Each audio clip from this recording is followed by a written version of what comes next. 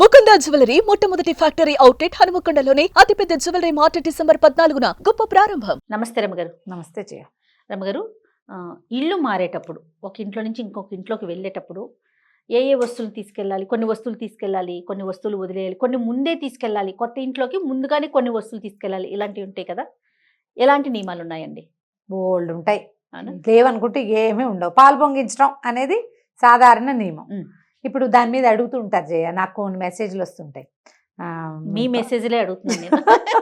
నా ప్రశ్న కాదు, మీ ప్రేక్షకుల ప్రశ్న. అదే, మేము ఇల్లు మారుతున్నాము, ఈ రోజున మారచ్చా, మా ఆయన పేరు మీద చూడాలా, నా పేరు మీద చూడాలా, అబ్బాయి పేరు మీద చూడాలా, మంచి రోజు ఎలా చూసుకోవాలి, ఇప్పుడు ఇది ఆషాఢంలో ఇల్లు మారచ్చా, అబ్బో బోల్డ్ అన్ని ప్రశ్నలు. ఆషాఢంలో ఎందుకు మారకూడదు ఇల్లు? ఇల్లు మారటానికి ఏమిటి? ఇది శూన్యమాసం కదా, ఇల్లు మారచ్చా? ఇల్లు మారాలి, ఇంటి ఓనర్ ఒప్పుకోలేదు, ఏం చేస్తాం? సొంత ఇంటి వ్యవహారం అనుకో, ఇప్పుడు దాని మీద కొన్ని కొన్ని భయాలు ఉంటాయి. అద్దె ఇల్లు ఏముంది, కొద్ది రోజులుండి మనం ఇల్లు మారిపోతాం. కాబట్టి ఈ శూన్యమాసాలు వాటి మీద మీకు చాలా గట్టి నమ్మకాలు ఉంటే మీ తంటాలు మీరు పడ్డమే. ఇక అలా కానప్పుడు, అంతేమీ లేకపోతే ఏదో కొంచెం తిథి వారం వర్జం చూసుకోవటం, మంచి రోజా కాదా అనేది.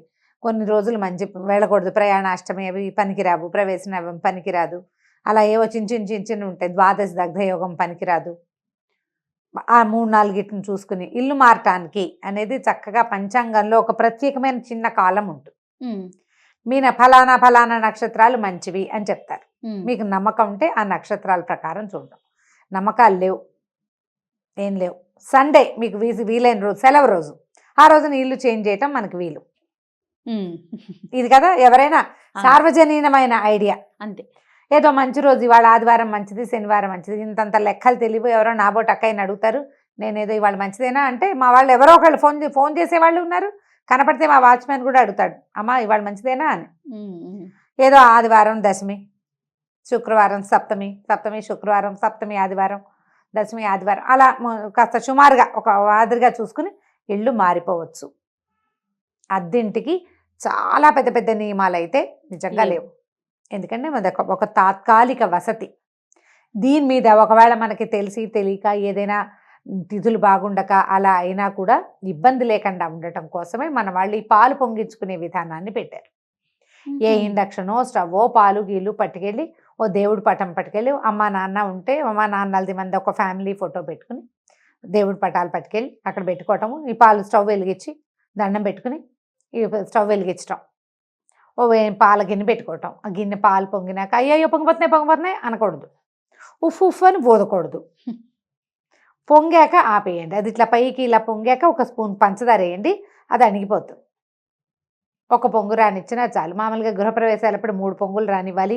పొర్లి కింద పొయ్యిలో పడాలి అంటారు. పొయ్యిలో పడితే స్టవ్లు పాడైపోతాయమ్మా, అలాంటి భ్రమల్లో ఉండకండి. పైకి వచ్చేదాకా అక్కడే నుంచోండి, శ్రద్ధగా నుంచుని ఆ పొంగుతూ ఉండగా వేయండి. ఒక స్పూన్ పంచదార వేస్తే పొంగు అణుగుతుంది.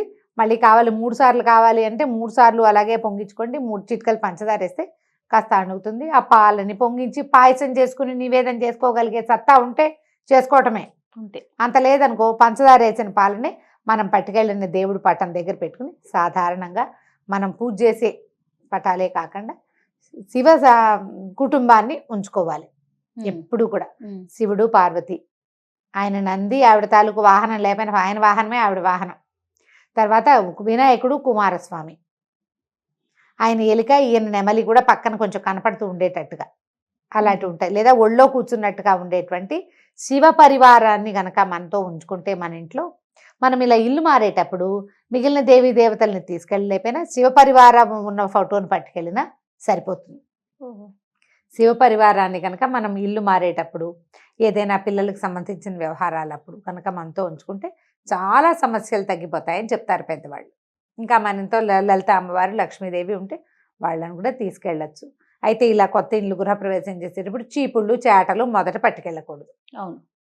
తుడుచుకోవడానికి ఏమైనా క్లాత్లు పట్టుకెళ్ళి కావాలంటే తుడుచుకోండి. ఆ గట్టు మీద నీళ్ళు జల్లి శుభ్రంగా తుడిచేసి, నీళ్ళు జల్లిలో బట్ట పెట్టి తుడిచి, ఓ చాక్ పీస్ పట్టుకెళ్తే దాంతో ముగ్గేసి, లేదా ఓ కాస్త ముగ్గు పిండి పట్టుకెళ్తే దాంతో ఓ ముగ్గేసుకుని దాని మీద స్టవ్ పెట్టుకుని ఉప్పు తీసుకెళ్ళరు. పాలు, పంచదార అవి తీసుకెళ్తారు. పొయ్యి తీసుకెళ్ళచ్చు. అక్కడికి వెళ్ళాక పొయ్యిలు పెట్టుకోలేం కాబట్టి ఈ పని చేయొచ్చు. అయితే అద్దె ఇల్లు జ్ఞాపకం పెట్టుకుని ఇల్లు మారేటప్పుడు మనం ఇల్లు మారుతున్నాం, ఆ ఇంట్లో నుంచి ఇంట్లోకి వస్తాం కదా, పాత చీపుర్లు, పాత చాటలు, చెప్పులు, పాత సామాన్లు, ఇంకా ఎప్పుడు ఈ ఇంట్లో కూడా యూజ్ కాకుండా ఆ ఇంటికి వెళ్ళినా యూజ్ కాని వస్తువులు ఏమైనా ఉంటే వాటిని ఇక్కడ వదిలిపెట్టేయండి.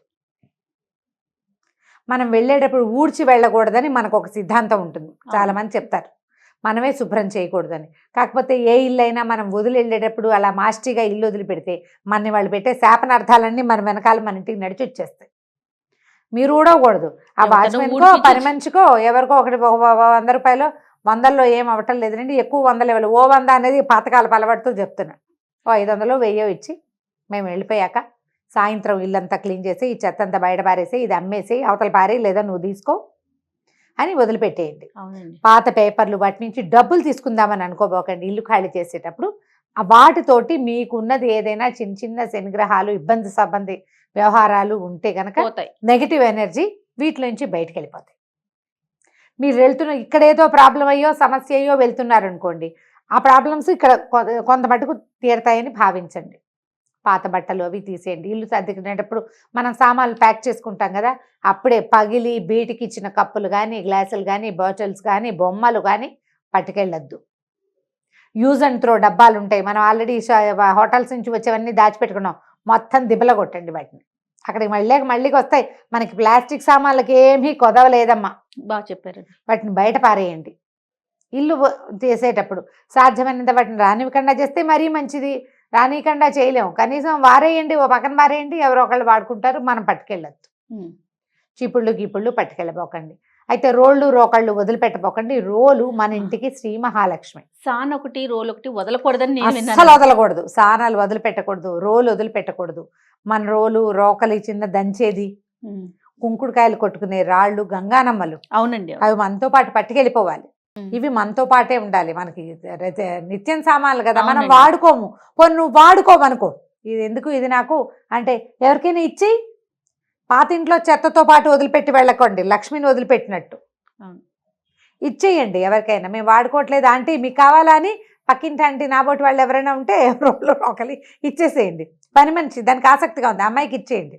వాచ్మెన్కి ఆసక్తిగా ఉంది, ఇచ్చేసేయండి. ఫ్రెండ్స్ ఎవరికైనా వాళ్ళకి, కొంతమందికి దంచే సరదా ఉంటుంది, నాకు భయంకరమైన దంచే సరదా చేయ, నాకు చాలా ఇష్టం.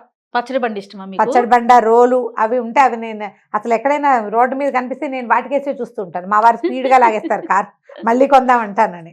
ఎన్ని కొనుక్కుంటారు అమ్మగారు? ఎన్ని రోజులు అయినా ఇష్టమేనా? నాకు కొన్ని వస్తువులు ఇష్టం అంతే చేయ. ఎంత ముద్దుగా ఉందో రోలు, ఒక ఇంటికి ఒక రోల్ చాలు, చాలా అయితే ఏమిటి, చూడ్డానికి ఏమిటి, చూడ్డానికి నున్నగా ఉంటాయి రోళ్ళు, బాగుంటాయి చక్కగా. అదే దంచేవి 2-3 రకాలు ఉన్నాయి నా దగ్గర, చూసుకుని ఆనందించుకోవడం కొంచెం ఇష్టంగా ఉంటుంది. ఒక్కొక్కరికి ఒక్కొక్కటి ఉంటుంది. ఈసారి నేను చెన్నై వెళ్ళినప్పుడు మీకు ఇంకొక రోల్ తెచ్చిస్తాను. నున్నగా ఉండాలి, అవి చేయలేరా, ఆ పనులు రావు, అవి అలవాటు ఉండాలి కదా, ప్రాక్టీస్ ఉండాలి. అంటే చూడడానికి దాని మీద సరదా లేదా, నాకు రోలే సరదా. అంటే చిన్నప్పటి నుంచి వీటిని చూడటం వల్ల నాకు నున్నగా ఉన్న రోల్ చూస్తే ఆ ఇంటి వాళ్ళ పనితనం మీద ముచ్చటగా ఉంటుంది. నీకు అర్థమైందా? నువ్వు ఇందాక నుంచి నాకు పాయింట్ కాలేదు, నాకు తెలియలా. నీకు ఒక ఇంట్లో రోలు నున్నగా ఉందంటే వాళ్ళు రోజు వాడుతున్నారని అర్థం. వాళ్ళు పనిమంతులు, చక్కగా మిక్సీలు అలాంటివి వాడకుండా రోజు దీంట్లో పని చేస్తున్నారు. వాళ్ళు ఎంత హెల్దీగా ఉంటారు. ఎన్ని పాయింట్లు ఉన్నాయి దాంట్లో. సూపర్, బాగుంటాయి సరదాగా. మీరు ఇలాంటివి చేయబోకండి. ఎక్కడికైనా ఇంటికి వెళ్ళేటప్పుడు ముందే ఎక్కడెక్కడ మేకులు కొట్టుకోవచ్చు, ఏ వస్తువు ఎక్కడ పెట్టాలి అని ఒక అవగాహనతోటి తీసుకోండి ఇల్లు.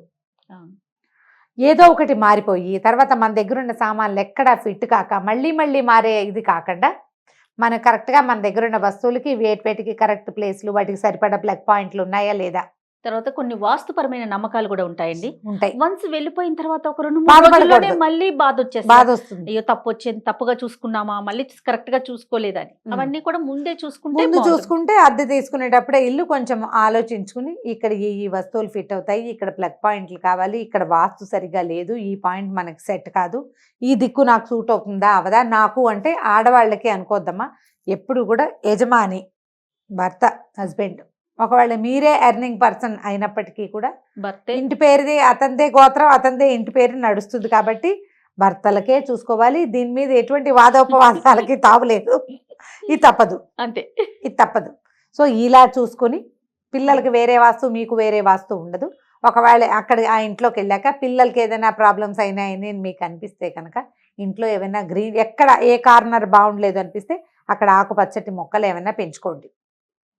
తప్పనిసరి అర్జెంటుగా వెళ్ళిపోవాల్సి వస్తుంది, ఏదో ఒక ఇల్లు తీసుకుంటాం, దాంట్లో వాస్తుపరమైన ఇబ్బందులు ఉంటే అక్కడ ఒక దేవతా ప్రతిమని పెట్టుకోవటము, ఒక పటం పెట్టుకోవటము, ఒక చిన్న మొక్క పెట్టుకోవటము, ఒక చక్క బింది ఇతడి బిందె పెట్టి దాని నిండా నీళ్లు నింపి పెట్టడము, తరచుగా నీళ్లు మార్చేస్తూ అలా కూడా పెట్టుకోవచ్చు. పూర్ణ కుంభం నిండు కుండతో నీళ్లు, మట్టిది కాకుండా ఇత్తడి అలాంటి పాత్ర ఏదైనా కూడా అలా పెట్టుకోవచ్చు. గిన్నె కాదు, నోరు తెరుచుకుని ఉండకూడదు, ఇట్లా చెంబులా ఉండాలన్నమాట, మూతి చిన్నది ఉండాలి. మూతి చిన్నది ఉండాలి. అలా పెట్టుకుంటే కనుక ఇలాంటి సమస్యలు కొంచెం తగ్గుముఖం పడతాయి. ఇల్లు మారేటప్పుడు మీకు కావాల్సిన చెక్ లిస్ట్ ఒకసారి పెట్టుకోండి. ఇల్లు మీకు ఎలా కావాలి, మీరు చూసుకున్న ఇల్లు ఈ చెక్ లిస్ట్ని మీట్ అవుతుందో లేదో, 80% మీట్ అయితే మూవ్ అవ్వచ్చు, అంతే. దాని ప్రకారం చేయండి. ర్యాండమ్గా ఏదో ఒకటి వెతికేసి వెళ్ళిపోవద్దు. వచ్చిన తర్వాత రకరకాల సమస్యలు వచ్చి చీదరగా ఉంటాయి. పూట పూట ఇళ్ళు మారటాలు కూడా చాలా ఖర్చుదారీ వ్యవహారంగా ఉంది. ఇంకా మనం చాలా అదృష్టవంతులం, మన ఏరియాస్లో అంత ఎక్కువ ఖరీదులు లేవు. అంటే సంవత్సరం రెంట్ ముందే ఇచ్చేయాలి ఆ గోళలు లేవు. ఈ కర్ణాటక ఆ సైడ్ అంతా 15 నెలల రెంట్లు ఇవ్వటాలు. చెన్నైలో కూడా అంతే, చెన్నై కూడా చెన్నై, బెంగళూరు ముందు వెళ్ళేటప్పుడు ఇల్లు మొత్తం వేసి ఇవ్వాలి, క్లీన్ చేసి ఇవ్వాలి. చాలా ఉన్నాయి, పోలీస్ కేసులు అయిపోతాయట, చాలా గందరగోళం అక్కడ. మనకు అలా లేదు. కానీ కాకపోతే మీరు ఒకటి జ్ఞాపకం పెట్టుకోండి, మనం ఒక ఇంట్లో నుంచి ఇంకో ఇంట్లోకి మారాం, ఈ ఇల్లు మనది కాదు అనే భావంతో ఇష్టారాజ్యంగా గీతలు కొట్టేయటము, మేకులు కొట్టేయటము, ఇల్లు పాడు చేయటము, శుభ్రంగా ఉంచుకోకపోవటము, ఇలాంటి ప్రవర్తన మాత్రం చేయబోకండి. ఎందుకంటే ఎప్పుడో ఒకప్పుడు జీవితంలో మీకు కూడా సొంత గూడు ఏర్పడాలి. ఒక సొంత గూడు ఏర్పడాలని ప్రతి మనిషి కోరుకుంటాడు. ప్రతి గృహస్థు, ప్రతి ఇంటి వాడికి ఓన్ ప్లేస్ కావాలనే ఉంటుంది. మీకు ఒక ఓన్ ప్లేస్ కావాలంటే మీరు ఉన్న ప్లేస్ని ఓన్ చేసుకునే ప్రవర్తన కనుక మీ దగ్గర ఉంటే మీకు గాడ్ గుడ్ ఓన్ ప్లేస్ ఇస్తాడట. మీరు ఒక ఇంట్లో అద్దెకున్నారు, ఆ ప్లంబింగ్ పని మనకి నీళ్ళు కారిపోతుంది, నేలంతా మురికైపోతున్నా మన ఇల్లు కాదు, మనం ఎందుకు ఈ చాకరీ, అలా అనుకోవద్దు. మనం ఇక్కడ లివింగ్ కాబట్టి, ఇక్కడ ఉంటాం కాబట్టి ఈ పరిసరాలని, ఈ ఇంటిని సొంత ఇంటిని చూసినంత శ్రద్ధగా చూడండి. మీకు సొంత ఇల్లు ఎక్కువసార్లు ఇల్లు అద్దెలకి మారాల్సిన అవసరం లేకుండా చక్కటి ఇల్లు వస్తుంది. సూపర్ రమ్మగారు.